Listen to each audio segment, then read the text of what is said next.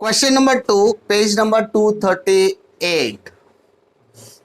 राणे, काने, काने माने। एंड माने। जैसा कि कल मैंने आपको कहा था, नाम बहुत इसी तरह पाए जाते हैं। अकाउंट्स में मजा आता है सिर्फ नाम पढ़ने में। अलग अलग प्राणियों के आगे देखते हैं। लायबिलिटीज और असेट्स आपको दिया गया है। कैपिटल राणे और Kane, sundry creditor, Rane's loan account, furniture, debtor, stock, cash and capital of माने।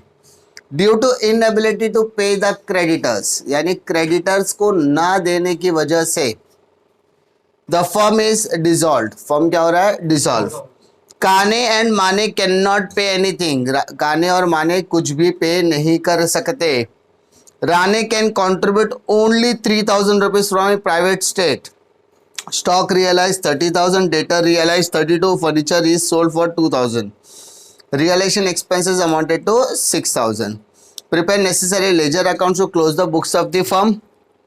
ठीक है, अब ये सिंपल सा सम दिया, इसमें कोई ज्यादा दिक्कत नहीं है। सबसे पहले हम लोग क्या करेंगे? पोस्टिंग करेंगे।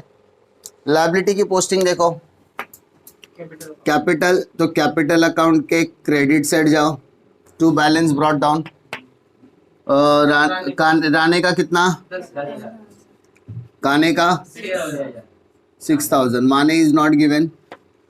उसके बाद सन्ड्री क्रेडिटर हम लोग यहाँ लिखते थे, अब अकाउंट बनाएंगे क्योंकि वो आउटसाइडर लायबिलिटी है, तो आउटसाइडर लायबिलिटी क्रेडिट साइड कितना बेटा?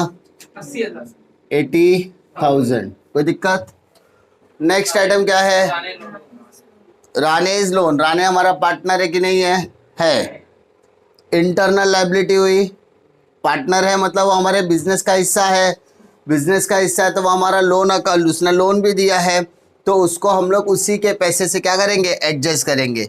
मतलब राणे कैपिटल के क्रेडिट साइड में डालो राणेज लोन अकाउंट। अरे समझ में आ रही बात? अरे राणे को बोलेंगे राणे, राणे भाई बिजनेस हम लोग बंद कर रहे तो कम से कम तेरा जो लोन है वो तो आपस में सेटल कर लेना, खुद के कैपिटल से एडजस्ट कर ले। तो वही आइटम यहाँ पर किया गया है कि राणेज लोन अकाउंट 20,000 है, वो राणेज के कैपिटल में डाल दिया जाएगा, तो आपस में क्या करेगा? एडजस्ट कर, अपने कैपिटल को अपने लोन के साथ क्या कर रहा है? एडजस्ट कर रहा है। नेक्स्ट क्या बोलता है? फर्नीचर, डेटर एंड स्टॉक, तो वो असेट है, तो असेट को तो हम लोग डेबिट में पहले से ही लिखते थे। फर्नीचर कितना? 6000, डेटर्स 40,000 और stock 48। Take the total of this 94। उसके अलावा कैश, कैश अकाउंट के डेबिट में to balance brought down, how much? 2000। And last capital of माने, तो डेबिट में आएगा टू बैलेंस ब्रॉट डाउन, माने के कॉलम में 20,000। कोई दिक्कत? Due to inability to pay the creditor, creditor को पे नहीं कर सकने की सिचुएशन की वजह से the firm was dissolve. Firm को क्या कर रहे हैं हम लोग? डिसॉल्व कर रहे हैं। काने एंड माने कैन नॉट पे एनीथिंग, काने और माने 1 रुपया भी दे नहीं सकते। Rane can contribute only 3000 from his private state. Rane बोला मैं सिर्फ कितना ला सकता हूँ? 3000 ला सकता है, लेकर आ। रानी ने क्या बोला? मैं कितना लेके आ सकता हूँ? 3000 रुपया ला सकता हूँ। हम क्या बोलेंगे? लेकर आ। पैसा आएगा कि जाएगा? आ रहा है। आ रहा है तो डेबिट साइड किसके कॉलम में? राणे। तो राणेज कैपिटल अकाउंट कितना? 3000। कैश के डेबिट में अगर राणे का नाम आ रहा है तो राणे के क्रेडिट में किसका नाम आएगा? कैश। How much? 3000।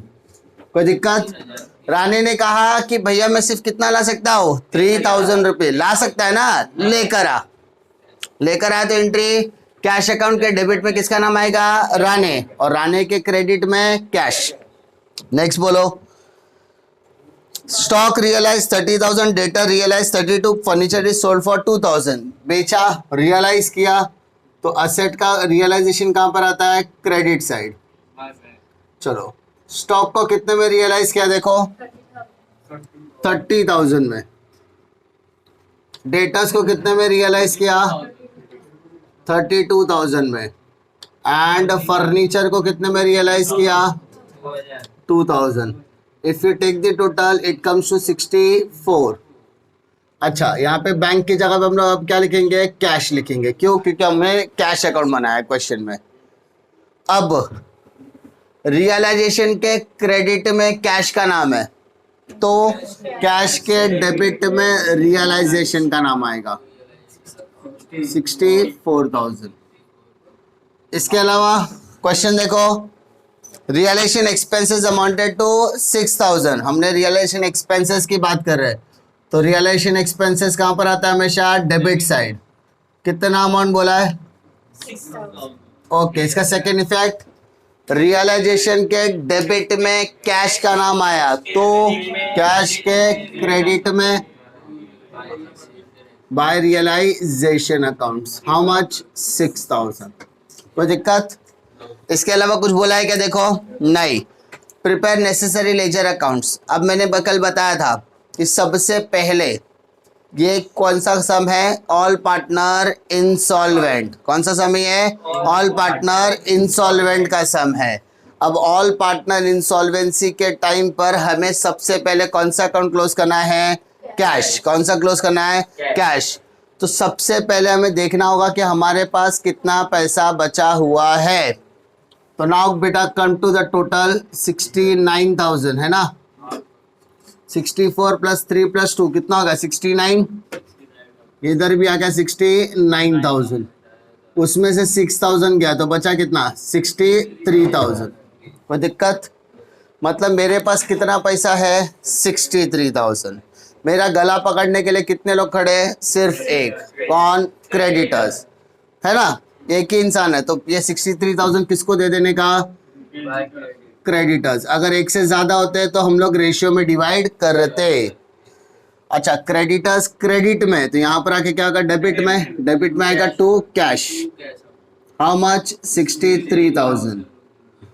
अच्छा, टोटल करते हैं 80,000 यहाँ पर, 80,000 यहाँ पर। क्रेडिटर को कितना दिया? 63। तो देने की इच्छा तो बड़ी थी, लेकिन हमारे पास पैसे की कमी थी, है ना। How much is the difference? 17,000। अच्छा, क्रेडिटर के डेबिट में डेफिशिएंसी कहाँ आया? Debit side. तो हम लोग कहाँ लिखेंगे? Credit side. By creditors how much? 17,000। समझा? सब कल बताया था, सबसे पहले बैंक अकाउंट क्लोज करो। बैंक अकाउंट में जितना कैश है वो आउटसाइडर के साथ एडजस्ट करने का, और आउटसाइडर को क्लोज करके डेफिशिएंसी मिलेगा और डेफिशिएंसी में ट्रांसफर कर देने का। अब क्या करेंगे? इनसाइडर पर आओ। इनसाइडर मतलब रियलाइजेशन अकाउंट पहले क्लोज करेंगे। 94 प्लस 6 कितना होता है? 1 लाख। 1 लाख डेबिट में, 1 लाख क्रेडिट में। 64 माइनस का, तो कैन बी से 36,000। प्रॉफिट बोलेंगे कि लॉस बोलेंगे? Loss. Loss on realization. Check करो, 3 पार्टनर का नाम, राणे, माने। अब देखो वहाँ पर प्रॉफिट शेयरिंग रेशियो क्वेश्चन में दिया है क्या? जरा चेक करो, नहीं दिया है। तो कैन बी से डिवाइडेड बाय 3, तीनों को 3 से डिवाइड कर देंगे, अमाउंट 12। अच्छा, ये क्रेडिट में, तो सेकेंड इफेक्ट आएगा डेबिट में। क्या लिखोगे? Loss on realization 12,000, 12,000। Okay, if you take the total आपको मालूम पड़ेगा कि कौन सा साइड कहाँ पे, कौन सा साइड कम है। यहाँ पे 12 है, यहाँ पे देखो 10 प्लस 20 30, 30 प्लस 3 33, तो इसका तक क्रेडिट बड़ा है 33,000, तो यहाँ पर डिफरेंस आएगा 21,000 का। इधर 6 है, इधर 12 है, तो इधर 12 बड़ा है, इधर भी 12 लिखो, इसका तक 6,000 का डिफरेंस आपको यहाँ पर मिलेगा। 20 प्लस 32 कितना? 12 कितना हो गया? 32। माने का तो वहाँ पर था ही नहीं, तो वहाँ पर बैलेंसिंग फिगर यहाँ पर ही आ जाएगा 32। कोई दिक्कत? अच्छा, यहाँ पर क्या लिखोगे? टू डेफिशिएंसी, क्योंकि मैंने बताया ना खत्म हो गया सब बिजनेस, और यहाँ पर भी बाय डेफिशिएंसी अकाउंट। ओके, रानी का नाम डेबिट में, डेफिशिएंसी के, तो डेफिशिएंसी के क्रेडिट में क्या आएगा? By Rane's capital, capital account. How much? 21,000।